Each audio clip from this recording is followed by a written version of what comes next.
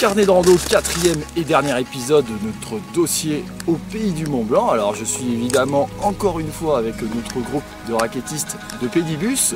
Yves nous a ramené ici au niveau des Contamines Montjoie dans la réserve naturelle qu'on avait vue lors du second épisode. Alors j'ignore encore la destination de cet itinéraire. Je vous propose donc de les rattraper rapidement pour vous faire découvrir tout ça. C'est parti.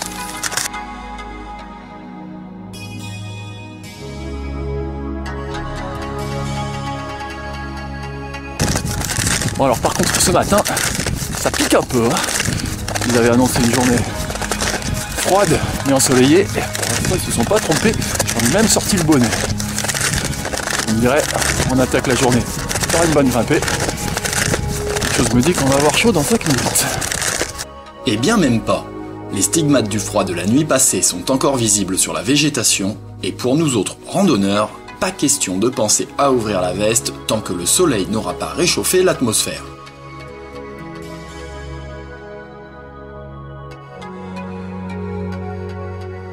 Alors que l'aube rosit lentement les sommets alentours, la nature se réveille peu à peu autour de nous.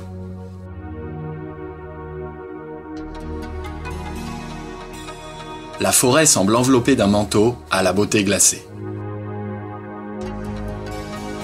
Partout, le gel et le givre ont œuvré de concert pour transformer le décor en un fantasque théâtre hivernal. Sous le couvert des arbres règne un silence solennel que trouble seulement le crissement de nos raquettes. Au-dessus de nous, le vent qui balaye les crêtes des dômes de Miage témoigne d'une ambiance particulièrement hostile en altitude. En milieu de matinée, le sommet du Mont Joli est enfin inondé de soleil, et autour de nous, les raies d'une lumière chaude percent les arbres avec insistance. Bientôt, la barrière de la forêt s'efface pour laisser apparaître un immense espace découvert où même le brouillard semble avoir reculé. C'est la destination du jour. Nous voici au chalet du Truc. Je ne l'avais pas reconnu sur le moment, mais nous sommes pourtant bien sur la variante du GR5 et du Tour du Mont Blanc qui rejoint les Contamines en venant du col de Vauzat et du Tricot et que j'avais emprunté l'été en 2004. Voilà, ça y est, on sort de la zone de givre, de la zone de froid. On vient d'arriver sur le plateau au chalet du Truc. Et autour de nous, paysage de haute montagne, des sommets à plus de 4000 mètres qu'on jurait pourtant si proches, mais ne nous fions pas aux apparences. C'est pas la porte à côté. Parmi eux, l'aiguille de Bionasset, la plus impressionnante, et aussi les dômes de Miage à seulement 3666 mètres d'altitude. Une toute autre aventure que la raquette et surtout un tout autre engagement. Aujourd'hui, nous nous contenterons d'admirer ces géants de loin en suivant Yves à travers les espaces de l'envers du Truc. Un fragment de territoire fait de givre et de neige qui le rendent accessible uniquement en hiver. En été, aucun sentier ne s'aventure dans cette zone chaotique où toute progression est aussi inutile que laborieuse.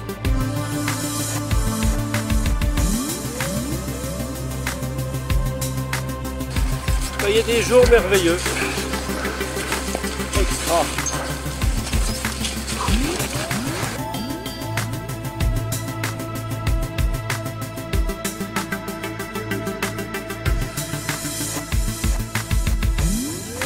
Bientôt, d'autres traces que celles des randonneurs à ski ou en raquette attirent notre attention.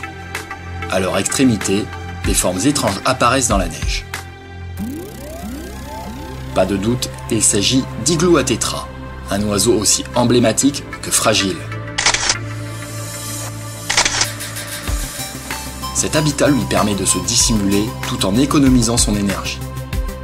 Sur le sol de ces igloos, on peut à chaque fois faire une bien étrange découverte.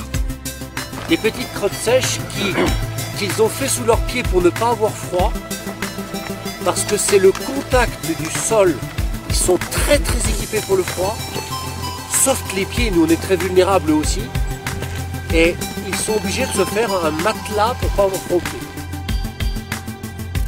La marche reprend, tandis qu'un nouvel invité s'immisce peu à peu dans le décor. Le brouillard. Remonté de la vallée, il enveloppe et engloutit petit à petit sommets et versants.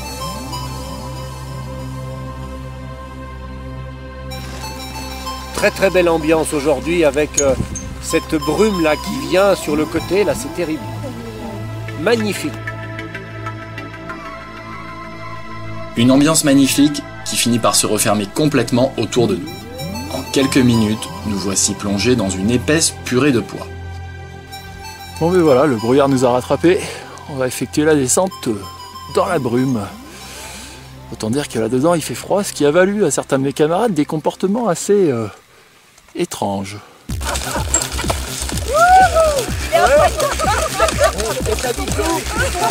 Tu m'entends? Tu m'entends? Je suis à côté. L'humeur est à la rigolade au moment de prendre le chemin du retour. En dessous de nous, le vallon de Miage apparaît dans une trouée avec ses petits chalets éparpillés. C'est la dernière image que nous emporterons avant de reprendre la direction de la forêt. Au revoir, Mont Blanc. Voilà, carnet de rando spécial Pays du Mont Blanc, c'est terminé. Le mois prochain, nous serons en mars. Et qui dit changement de mois, dit changement de destination. Donc je ne sais pas encore où ce sera la surprise, vous verrez la semaine prochaine. Nous, on se donne rendez-vous toujours sur www.carnetderando.com où vous retrouvez toutes les informations pratiques et tous les reportages de ce dossier Pays du Mont Blanc, ainsi que bien sûr tous les autres dossiers précédemment traités dans Carnet de Rando. Merci à toutes et à tous, bonne soirée, à la semaine prochaine.